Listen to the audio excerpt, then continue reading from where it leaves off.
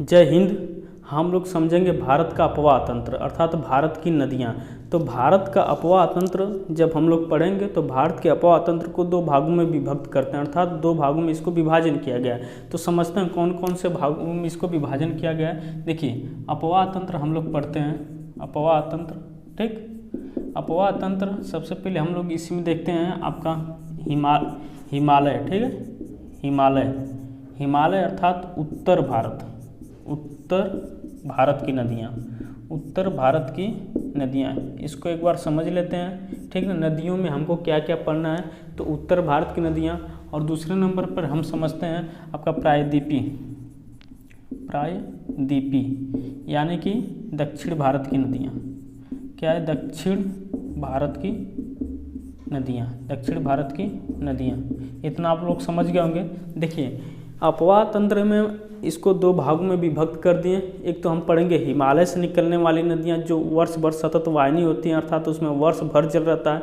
एक है आपका दक्षिण भारत की नदियाँ अर्थात प्रायद्वीपीय भारत की नदियाँ। तो हम लोग सबसे पहले देखेंगे हिमालय से निकलने वाली नदियाँ जो सतत वाहिनी होती है, ठीक है। तो इसमें जैसे उत्तर भारत में हम लोग पढ़ेंगे सिंधु, गंगा, ब्रह्मपुत्र, सतलज, ठीक है। इन सब नदियों के बारे में अध्ययन करेंगे। तो सबसे पहले हम लोग समझते हैं गंगा के बारे में, ठीक है। गंगा नदी तंत्र। तो उत्तर भारत की नदियों में सबसे पहले गंगा नदी देखते हैं, ठीक है।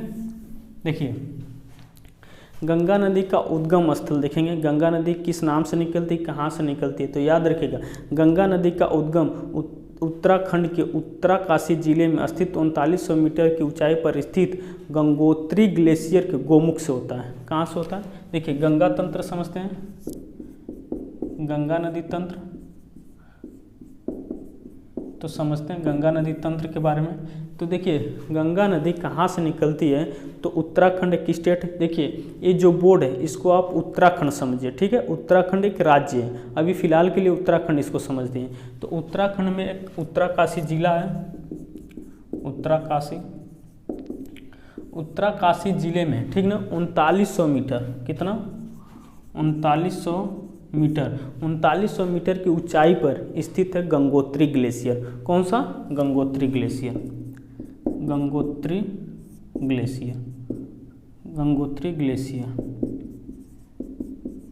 ठीक। गंगोत्री ग्लेशियर के निकट है गोमुख। पूरा इसको डेटा पूरा याद रखिएगा, एग्जाम में दोनों पूछ लिया जाता है, पूछा भी था कि गंगा नदी, ठीक है। गंगा नदी पहले याद रखिएगा, गंगा नदी गंगा नाम से नहीं निकलती, भागीरथी नाम से निकलती। कौन सा नाम है इसका? भागीरथी।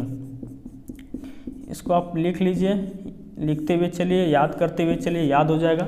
देखिए गंगा नदी का उद्गम हम लोग देख लिए। गंगा नदी का उद्गम स्थल उत्तराखंड के उत्तराकाशी जिले में स्थित 3900 मीटर की ऊंचाई पर स्थित गंगोत्री ग्लेशियर के गोमुख से होता है। अब क्वेश्चन सुनिए, पीसीएस में क्वेश्चन पूछा था कि गंगा नदी का उद्गम कहाँ से होता है। ऑप्शन में था गंगोत्री ग्लेशियर भी था, आपका गोमुख भी था, दोनों था, ठीक है। तो गोमुख उसमें सही होगा क्योंकि गंगा नदी निकलती है गोमुख से। अगर क्वेश्चन ऐसे पूछेगा गंगा नदी किस ग्लेशियर से निकलती है, तब आप गंगोत्री पे ट्रिक कीजिएगा। अर्थात ऐसे पूछा कि गंगा नदी का उद्गम कहाँ है, तो गोमुख से होता है, ठीक है। इतना आप लोग याद कर लियोगे। अब हम लोग समझेंगे भागीरथी नदी, ठीक है। अर्थात गंगा भागीरथी नाम से निकलती है। तो भागीरथी नाम से निकलकर जब ये आगे प्रवाहित होती है तो इसके बाएं साइड से आके एक छोटी सी नदी मिलती है भिलांगना, जहाँ पे टिहरी बांध का निर्माण किया गया, ठीक है। समझते हैं। देखिए इतना समझ गए होंगे गंगा नदी का उद्गम। देखिए यहाँ पे मान लेते हैं भागीरथी नदी, ठीक है। यहाँ पे क्या है? भागीरथी, ठीक है। इसको लिखते हुए चलिएगा, ठीक है। देखिए भागीरथी नाम से निकलती है गंगा नदी। जैसे यहाँ चलती है तो इसके बाएं साइड से एक नदी आके मिलती है यहाँ पे भिलांगना, यहाँ पे लिखते हैं भिलांगना, ठीक। आप समझ जाएंगे भिलांगना नदी जहाँ पे मिलती है यहीं पे एक बांध का निर्माण किया गया, टिहरी बांध। ये भी क्वेश्चन पूछता है टिहरी बांध, ठीक है। टिहरी बांध वाला भी क्वेश्चन पूछता है कि टिहरी बांध किस राज्य में, तो उत्तराखंड राज्य में। किस नदी पर है, तो भागीरथी नदी पर है। क्वेश्चन अगर पूछेगा किन दो नदियों के संगम पर है, तो भागीरथी और भिलांगना नदियों के संगम पर टिहरी बांध का निर्माण किया गया। अब जैसे ये नदी आगे बढ़ती है, ठीक है, समझते हैं। जैसे आगे बढ़ती है देवप्रयाग, यहाँ पे एक स्थान है इम्पोर्टेंट, देवप्रयाग। ठीक। एग्जाम में देवप्रयाग हमेशा उठा लिया जाता है, ठीक है। देखिए देवप्रयाग में अलकनंदा नदी आके जब इससे भागीरथी से मिलती है तब इनकी संयुक्त धारा गंगा कहलाती है। अभी फिलहाल के लिए गंगा नहीं है, भागीरथी नदी प्रवाहित हो रही है, ठीक ना। अब अलकनंदा नदी निकलती है, कहाँ से निकलती है, उसकी सहायक नदियों को देखेंगे और फिर लिया के इसमें मिला देंगे कि इसको अलकनंदा से फिर बन जाएगी इनकी संयुक्त धारा गंगा, और तब यह गंगा नदी के नाम से प्रवाहित होते हुए चलेंगे, ठीक है। अभी इतना समझिए। देखिए यहाँ पे समझते हैं एक स्थान है, ठीक है। यहाँ पे एक स्थान है जिसका नाम है बद्रीनाथ, ठीक है। यहाँ पे एक स्थान है जिसका नाम दे रहे हैं बद्रीनाथ, समझिएगा, बद्रीनाथ, ठीक है। बद्रीनाथ, देखिए बद्रीनाथ से, ठीक है, बद्रीनाथ से एक नदी निकलती है, ठीक है। सतोपथ हिमनद से अलकनंदा निकलती है।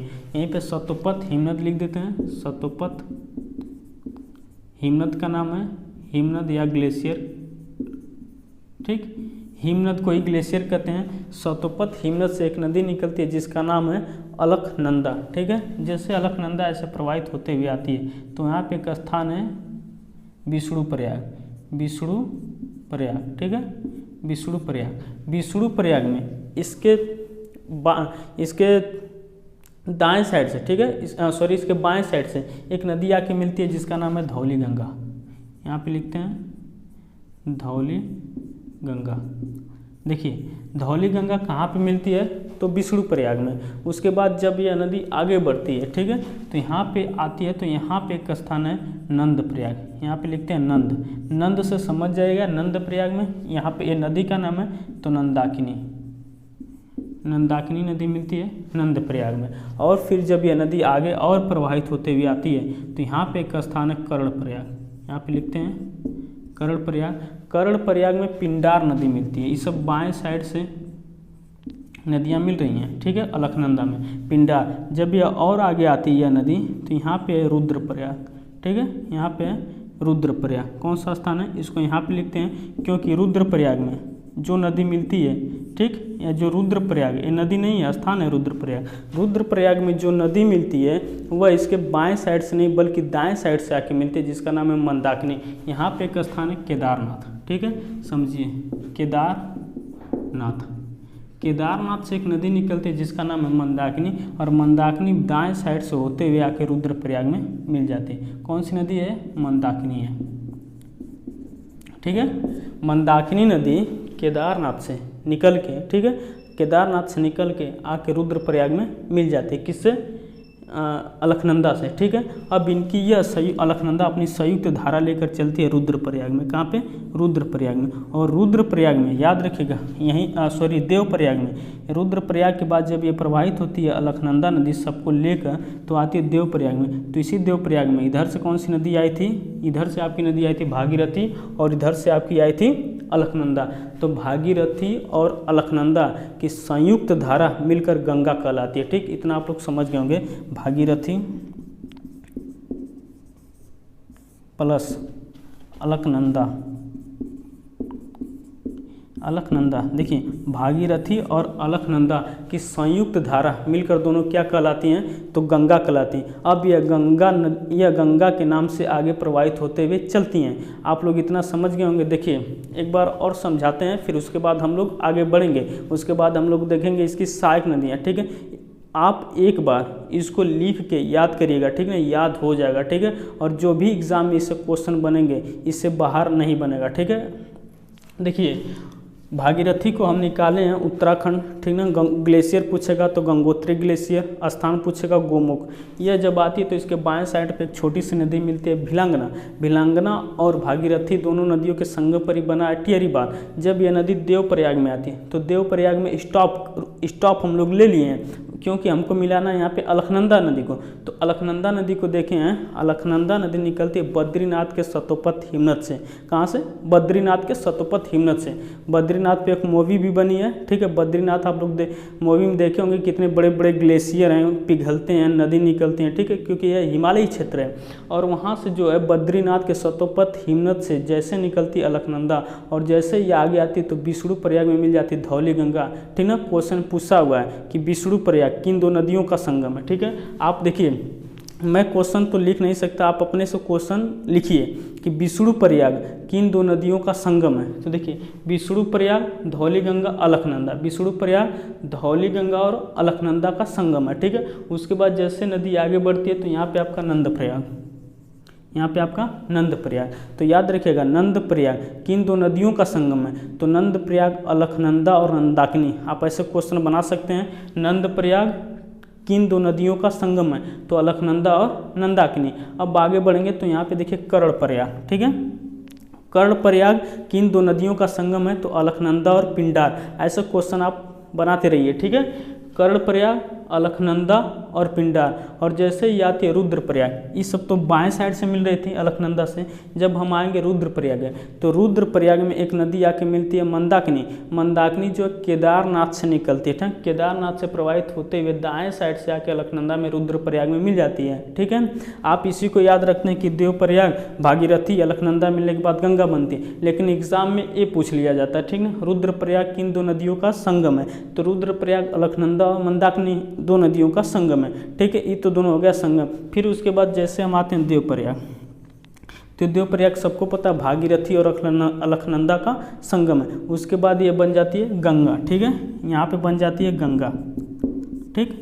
अब यह गंगा नदी गंगा नाम से प्रवाहित होती है और ऋषिकेश, हरिद्वार होते हुए मैदानी क्षेत्र में प्रवेश करती है। तो क्वेश्चन पूछेगा कि गंगा किस क्षेत्र से मैदानी भागों में प्रवेश करती है, तो हरिद्वार से यह मैदानी भागों में प्रवेश करते हैं। गंगा नदी कितने राज्यों में प्रवाहित होती है, तो याद रखिएगा गंगा नदी 5 राज्यों में प्रवाहित होती है। पहला आपका यूपी, बिहार, झारखंड, ठीक, यूपी, बिहार, झारखंड, ठीक, यहाँ पे पहले उत्तराखंड, यूपी, बिहार, झारखंड और पश्चिम बंगाल। पीबी लिख देते हैं, समझ आएगा, ठीक ना। देखिए आप इसको लिख लीजिए, क्वेश्चन पूछ सकता है कि बताइए गंगा नदी कितने राज्यों में प्रवाहित होती है, तो गंगा नदी 5 राज्यों में प्रवाहित होती है। उत्तराखंड, यूपी, बिहार, झारखंड और पश्चिम बंगाल, 5 राज्यों में प्रवाहित होती है। अब उसके बाद हम लोग देखेंगे यहाँ से गंगा नदी हरिद्वार के बाद जब प्रवेश करते हैं मैदानी क्षेत्रों में, तो इससे कई प्रकार के इसके सहायक नदियाँ, यानी गंगा की सहायक नदियाँ,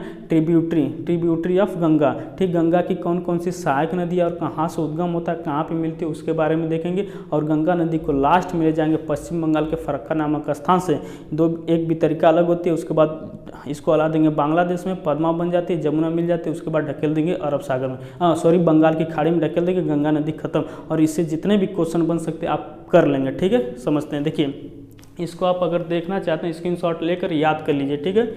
अब समझते हैं हम लोग गंगा की सहायक नदियाँ, ट्रिब्यूटरी ऑफ गंगा। देखिए गंगा की सहायक नदियाँ, देखिए गंगा की सहायक नदियों को भी हम 2 भागों में विभक्त करते हैं, ठीक है। एक तो दाएं साइड से मिलने वाली नदियाँ, ठीक ना, यहाँ पे लिखते हैं ट्रिब्यूटरी ऑफ गंगा, ठीक है, यानी कि गंगा की ट्रिब्यूटरी ऑफ गंगा, यानी कि गंगा की सहायक नदियाँ। एक तो आपको पढ़ेंगे दाएं साइड से, एक पढ़ेंगे बाएं साइड से, ठीक है। गंगा की सहायक नदियाँ एक दाएं साइड से मिलते हैं, एक बाएं साइड से। तो याद रखिएगा जो गंगा से बाएं साइड से आके नदियाँ मिलती हैं वह हिमालयी नदियाँ होती हैं, अर्थात उसमें वर्ष भर जल भरा रहता है, क्योंकि हिमालय से निकलती हैं, उसमें जल की कोई कमी नहीं रहती है। और दूसरी जो दाएं साइड से इससे नदियाँ मिलती हैं वह प्रायद्वीपीय पठार अर्थात मालवा के क्षेत्र से निकली हुई नदियाँ, अर्थात प्रायद्वीपीय पठार की नदियाँ। तो हम लोग पहले देखेंगे इससे दाएँ साइड से मिलने वाली नदियाँ, ठीक है, गंगा के दाएँ साइड से मिलने वाली नदियाँ। देखिए यहाँ पे हम लोगों आप लोग देखे थे, ठीक है, कि गंगा की कौन कौन सा रुद्र प्रयाग, देव प्रयाग, कर्ण प्रयाग, नंद प्रयाग, वहाँ पे उनका संगम देख लें। हरिद्वार के बाद यह प्रवेश करते हैं मैदानी क्षेत्र में, ठीक है।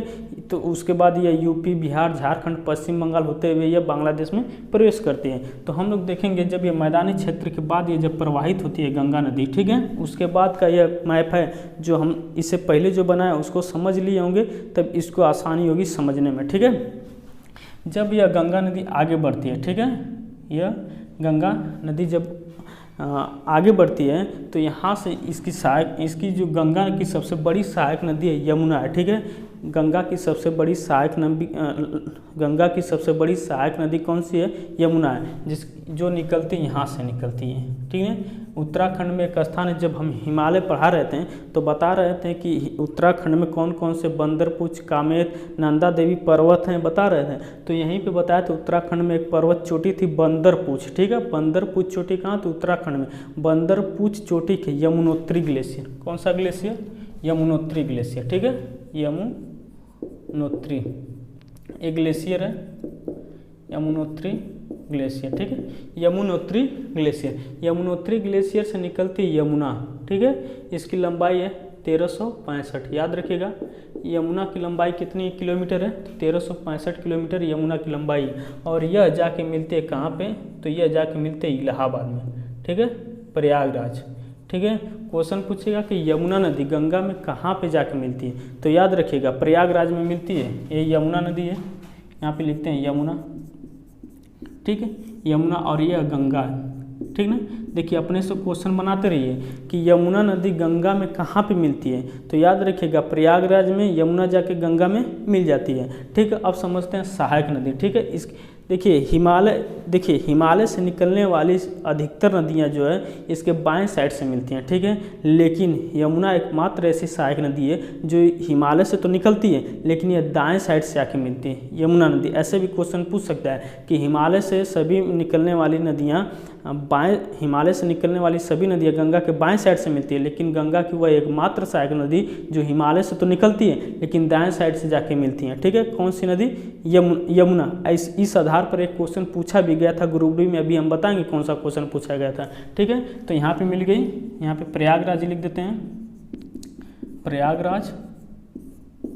प्रयागराज में गंगा यमुना का संगम हो गया। ठीक, अब समझते हैं। देखिए अब इसके दाएं साइड से कौन कौन सी नदी मिलती है? तो चंबल, सिंध, बेतवा, केन, टोंस, सोन, ये इसकी सहायक नदी है। ठीक है, लेकिन ये चंबल, सिंध, बेतवा, केन गंगा में डायरेक्ट न मिलकर सबसे पहले यह यमुना में मिलते हैं, फिर उसके बाद यमुना सभी को लेकर जाके गंगा में मिलती है इलाहाबाद में। ठीक, यानी प्रयागराज में। तो देखिए चंबल, कौन सा?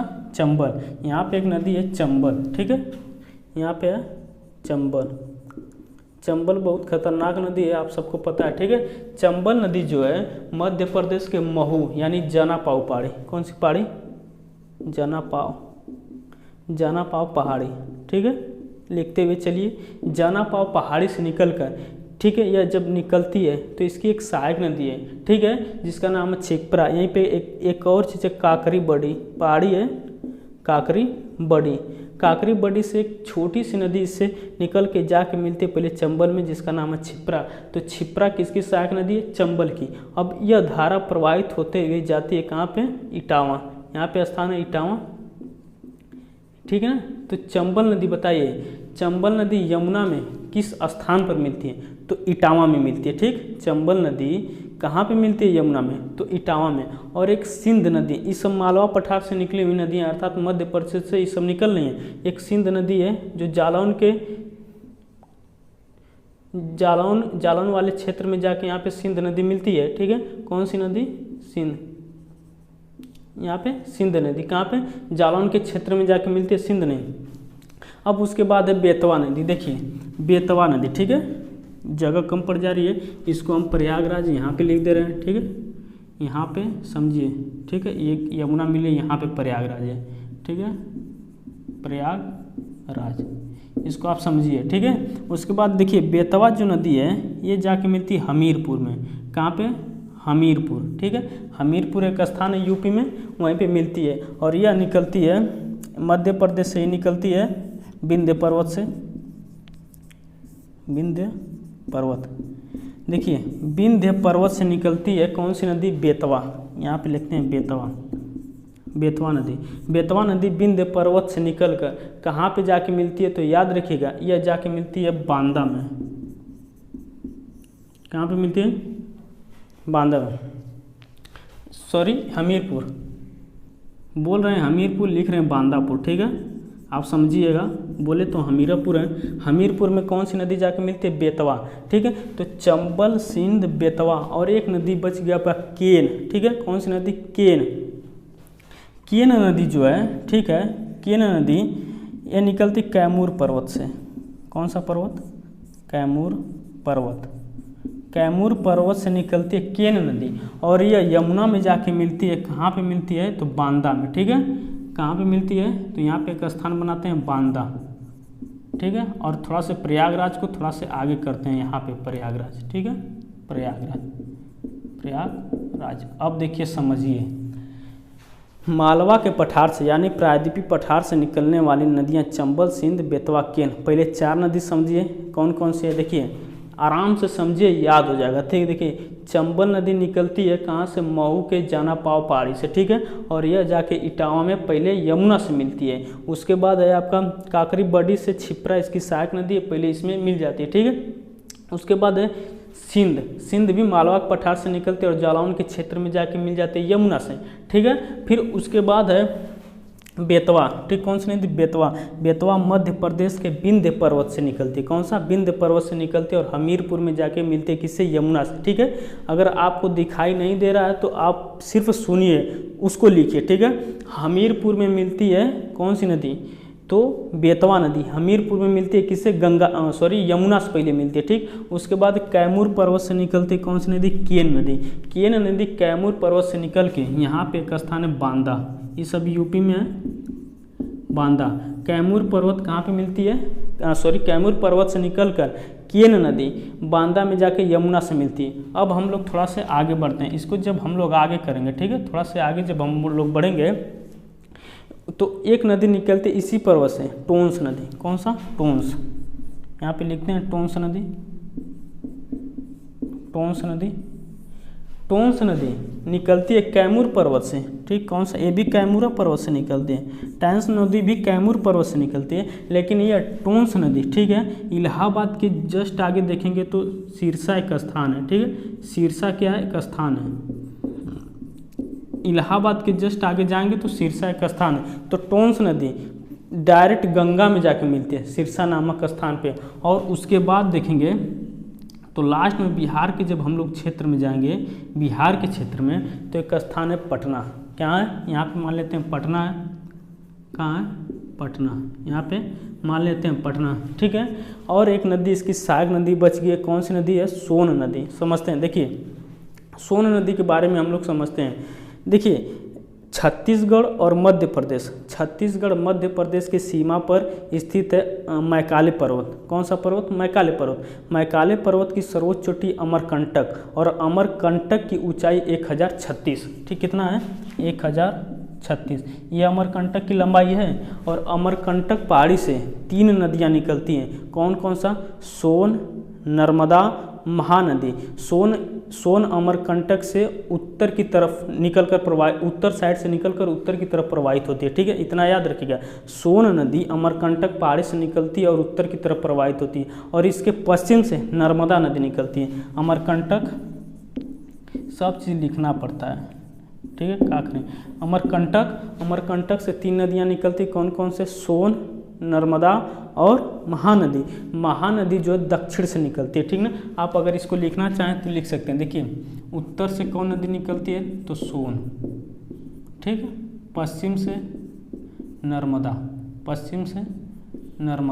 ठीक, पश्चिम से नर्मदा, और इसके दक्षिण से निकलती है महानदी। ठीक ना, इतना आप याद रखिएगा। उत्तर से अमरकंटक के उत्तर साइड से कौन सी नदी निकलती है? सोन नदी।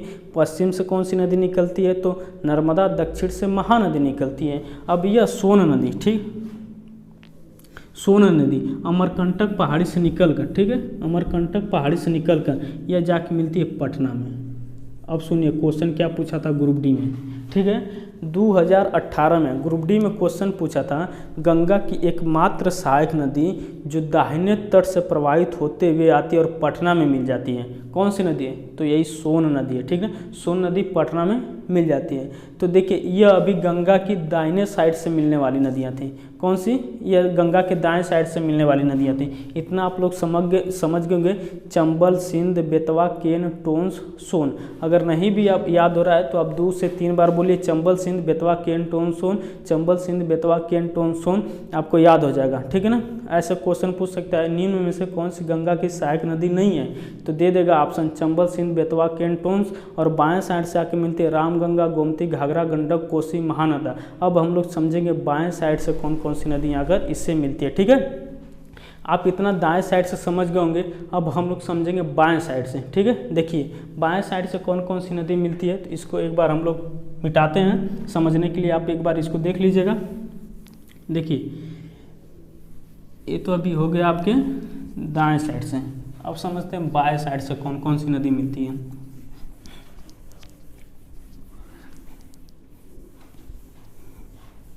देखिए गंगा नदी ऐसे बनाए थे, यहाँ पे प्रयागराज में मिलाए थे यमुना को, ठीक है।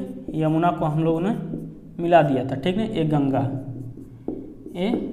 यहाँ पे प्रयागराज में हम लोग मिला दिए थे। अब हम लोग समझेंगे इसके बाएं साइड से, ठीक है। बाएं साइड से कौन कौन सी नदी मिलती है, इसको थोड़ा सा नीचे लिखते हैं क्योंकि ऊपर से नदी भी निकालना है। हिमालय से निकलने वाली नदियाँ सब बाहिनी तट से आके ही मिलते हैं। यहाँ पे आपका जैसे मान लेते हैं गंगा नदी प्रवाहित हो रही थी, ठीक। यहाँ पे गंगा और इसके दाएं साइड से मिल गई थी यमुना और एक गंगा, ठीक है। कहाँ पे, तो यहाँ पे याद रखिएगा यह क्या है, प्रयागराज संगम है प्रयागराज दो नदियों का, ठीक है। अब समझते हैं बाएं साइड से मिलने वाली इसकी नदियाँ, ठीक है। तो देखिए रामगंगा उत्तराखंड से निकलती है। रामगंगा कहाँ से निकलती है, उत्तराखंड से, लेकिन रामगंगा जो है यूपी में एक स्थान है, ठीक है। यूपी में स्थान है, यहाँ पे आके मिलती है कन्नौज में, कन्नौज, याद रखिएगा कन्नौज में। रामगंगा कहाँ पे मिलती है, कन्नौज में, ठीक है। अब समझते हैं गोमती के बारे में। गोमती नदी जो है कहाँ पे मिलती है, तो गोमती नदी जो है गाजीपुर में मिलते हैं। प्रयागराज से जस्ट आगे जाएंगे ना, तो यहाँ पे एक स्थान है गाजीपुर, ठीक है। गाजीपुर, प्रयागराज के जस्ट आगे गाजीपुर है, और यहाँ पे मिलती है गोमती नदी। कौन सी, गोमती नदी मोस्ट इम्पॉर्टेंट है क्योंकि गंगा की एकमात्र सहायक नदी जो हिमालय से न निकलकर मैदानी क्षेत्र से निकलती है। फुलहर झील, पीलीभीत एक जिला उत्तर प्रदेश में, वहाँ पे फुलहर झील, और फुलहर झील से निकलती है कौन सी नदी, तो गोमती नदी। गोमती नदी पर मुख्य शहर बसा है आपका लखनऊ और जौनपुर, याद रखिएगा लखनऊ और जौनपुर किन नदियों पर बसा है, तो कौन सी, गोमती नदी। तो गोमती नदी यहाँ पे आगे फुलहर झील से मिलती है, ठीक है। यहाँ पे फुलहर झील,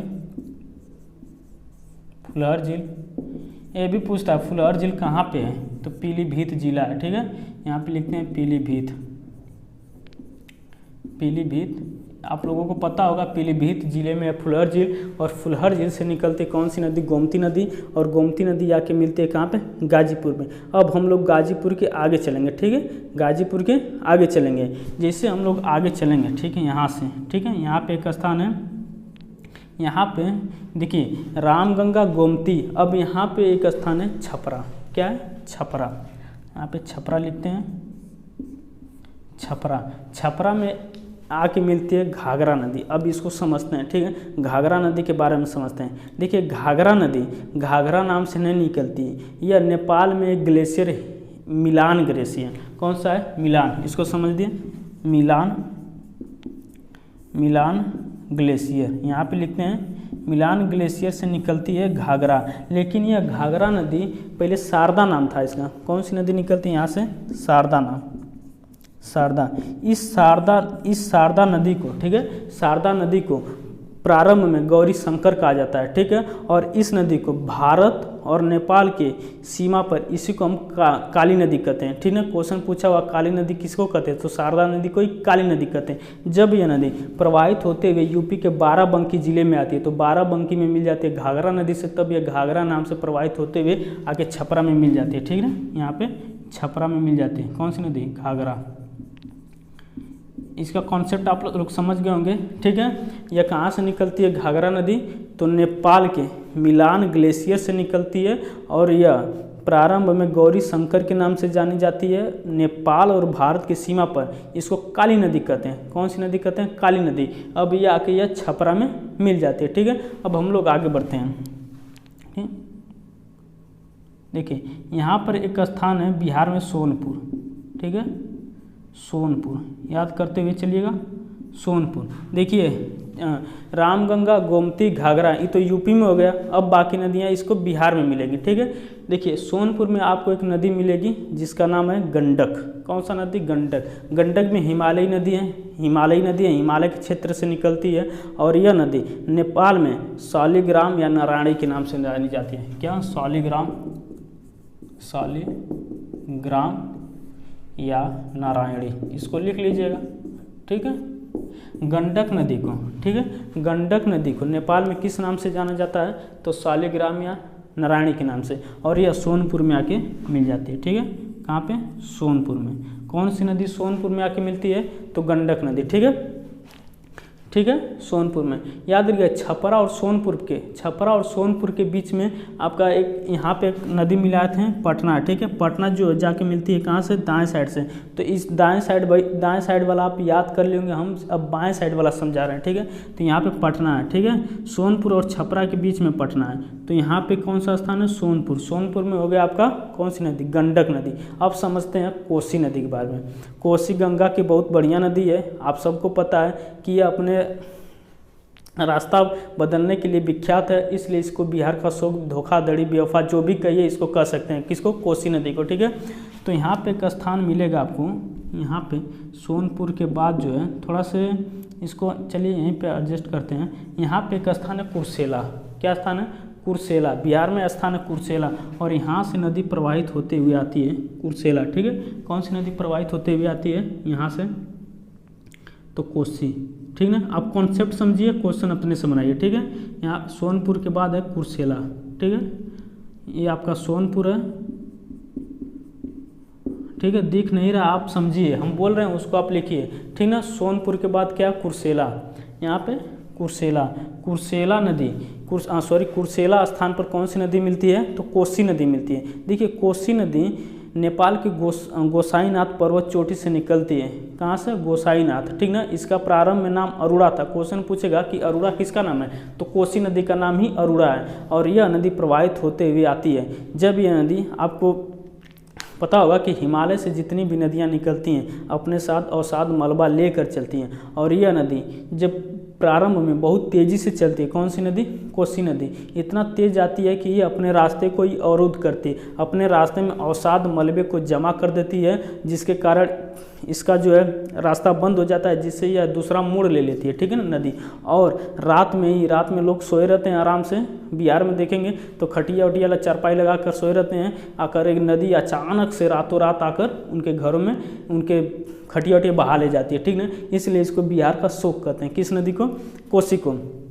कोसी को बिहार का शोक कहते हैं, ठीक है। इतना याद रखिए। कहाँ पे मिलती है? कुर्सेला में।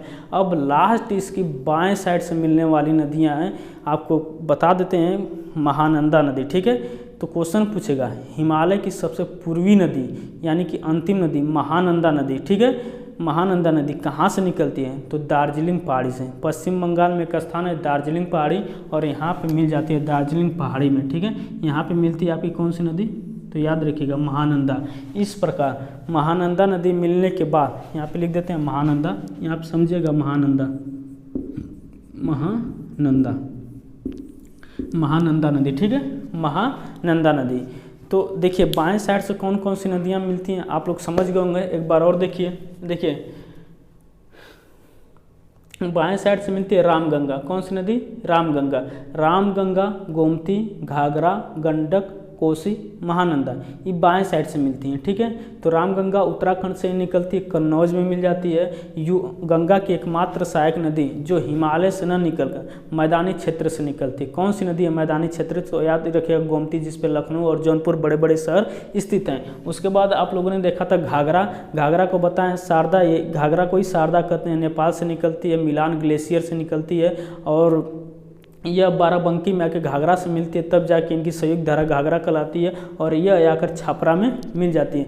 गंडक को देखें हम लोग, गंडक नदी आती है गंडक नदी सोनपुर में मिल जाती है। उसके बाद यहाँ पे कुर्सेला है, ठीक है, यहाँ पे लिखे नहीं, आप लोग लिख लीजिए, यह स्थान कुर्सेला है। कुर्सेला में कोसी नदी मिलती है और उसके बाद लास्ट में मिल जाती है महानंदा नदी। इस तरह हम लोगों ने गंगा की सहायक नदियों को देख लिया। तो एक बार आप हमारे साथ बोलिए, आपको गंगा की सहायक नदियाँ भी याद हो जाएगी, ठीक है। देखिए पहले हम लोग याद करेंगे दाएं साइड से मिलने वाली नदियाँ, कौन सी? दाएं साइड से नदियाँ। आप इसको एक बार याद करिएगा, ठीक है। देखिए बोलते हैं, देखिए दाएं साइड से चंबल, सिंध, बेतवा, केन, चंबल, सिंध, बेतवा, केन, ये मालवा पठार से निकलने वाली नदियाँ। पहले चंबल, सिंध, बेतवा, केन निपटा दिए, यमुना में मिलती है। फिर केन, टोंस और सोन। टोंस और सोन दो ऐसी नदियां हैं जो यमुना में न मिलकर गंगा में डायरेक्ट अपना जल गिराती हैं। कौन सा? गंगा में डायरेक्ट अपना जल गिराती हैं। कौन सी नदी? तो टोंस और सोन, ठीक है, याद रखिएगा। क्वेश्चन ऐसे पूछ सकता है कि गंगा में डायरेक्ट जल गिराने वाली नदियां कौन सी हैं? तो टोंस और सोन। तो दाएं साइड वाली नदियां आपको याद हो गई होगी, इस पे नहीं है, इससे पहले बताए थे, चंबल, सिंध, बेतवा, केन, टोंस, चंबल, सिंध, बेतवा, केन, टोंस, याद हो गया। उसके बाद बाएं साइड से आकर मिलने वाली नदियां रामगंगा, गोमती, घाघरा, गंडक, कोसी, महानंदा, ये सब होगी इसकी सहायक नदियाँ। अब इसके बाद गंगा नदी जो है झारखंड में प्रवेश करती है और झारखंड में प्रवेश करती है, राजमहल की पहाड़ी होते हुए पश्चिम बंगाल में प्रवेश कर जाती है, ठीक है। तो एक क्वेश्चन यहाँ से भी याद रखिएगा, जब ये पश्चिम बंगाल में गंगा नदी प्रवेश करती है तो इससे एक वितरिका अलग होती है। कौन सी? इससे एक वितरिका अलग होती है जिसका नाम है हुगली। क्या नाम है? हुगली, ठीक है, हुगली। हुगली जो है पश्चिम बंगाल में अलग होती है, ठीक है। पश्चिम बंगाल में हुगली अलग होती है और पश्चिम बंगाल की राजधानी कोलकाता हुगली नदी पर ही स्थित है। उसके बाद छोटा नागपुर पहाड़ी से निकलती है दामोदर। दामोदर और हुगली जब मिलते हैं तब यह दोनों जाके बंगाल खाड़ी में गिर जाते हैं। इसकी कहानी आप लोगों को खत्म यहीं पे, ठीक ना। हुगली क्वेश्चन पूछेगा, गंगा से एक वितरिका अलग होती है, कहाँ पे? तो पश्चिम बंगाल में, उसका नाम क्या है? हुगली, याद रखिएगा। अब उसके बाद पश्चिम बंगाल के फरक्का नामक स्थान से यह गंगा नदी बांग्लादेश में प्रवेश करती है, तब इसका नाम हो जाता है पद्मा, ठीक है। क्या होता है? पद्मा। क्वेश्चन याद करते हुए चलिए, पद्मा। गंगा नदी को बांग्लादेश में किस नाम से जाना जाता है? तो पद्मा नदी के नाम से जाना जाता है। और ब्रह्मपुत्र नदी, जिसको सांगपो या सापू कहा जाता है, जब वो ब्रह्मपुत्र नदी बांग्लादेश में आती है तो उसको जमुना कहते हैं। क्या कहते हैं? जमुना, ठीक है। क्या कहते हैं? जमुना। देखिए जमुना और पद्मा, जब यह दोनों की संयुक्त धारा मिलती है, जब यह आगे प्रवाहित होती है तो मेघना आके इससे मिल जाती है और इनकी संयुक्त धारा तब मेघना कहलाती है, ठीक है। तो गंगा को बांग्लादेश में पद्मा, ब्रह्मपुत्र को बांग्लादेश में जमुना। गंगा जमुना की संयुक्त धारा मेघना, और मेघना की सबसे बड़ी सहायक नदी। मोस्ट इंपॉर्टेंट क्वेश्चन है जो हम कह रहे हैं, मोस्ट इंपॉर्टेंट है, वो पूछा गया क्वेश्चन है। देखिए इसकी मेघना की समझते हैं, मेघना। देखिए मेघना की सबसे बड़ी सहायक नदी क्या है? मेघना की सबसे बड़ी सहायक नदी है बराक। ये भी पूछा हुआ है कि मेघना की सबसे बड़ी सहायक नदी क्या है? बराक। बराक जो है मणिपुर की पहाड़ी से निकलती है, ठीक है। बराक कहाँ से निकलती है? तो मणिपुर की पहाड़ी से निकलती है, जो मेघना की सबसे बड़ी सहायक नदी है। उसके बाद यह सब क्या करते हैं? बंगाल की खाड़ी में गिरने से पहले विश्व के सबसे बड़े डेल्टे का निर्माण करते हैं। कौन कौन से? गंगा और ब्रह्मपुत्र, यानी पद्मा और जमुना विश्व के सबसे बड़े डेल्टे का निर्माण करती हैं, गंगा और ब्रह्मपुत्र। उसके बाद ये बंगाल की खाड़ी में गिर जाती हैं। तो ये हो गया हमारा गंगा नदी, ठीक है। अब गंगा नदी खत्म हो गया। हम लोग देखे थे गंगा नदी निकला कहाँ है, उसकी सहायक नदी देखें, चाहे नंद प्रयाग हो, चाहे विष्णु प्रयाग हो, कौन प्रयाग हो, रुद्र प्रयाग हो, देव प्रयाग हो, उसमें जो संगम है उसके बारे में समझ लिए। और इसकी जो सहायक, चाहे दाएं साइड से मिलने वाली हो चाहे बाएं साइड से मिलने वाली नदियाँ हो, आप इसको आसानी से याद कर लिए होंगे। ये अब गंगा नदी खत्म। इसके बाद गंगा नदी में कुछ नहीं है, ठीक है। क्वेश्चन जो भी बनते हैं यहीं से बनते हैं। गंगा नदी की सहायक नदी, कौन सी सहायक नदी कहाँ पे मिलती है और कौन सी कहाँ से निकलती है, ठीक है। यह वीडियो आपको कैसा लगा कमेंट करके ज़रूर बताइएगा, ठीक है। अब मिलते हैं अगले नेक्स्ट वीडियो में, तब तक के लिए जय हिंद।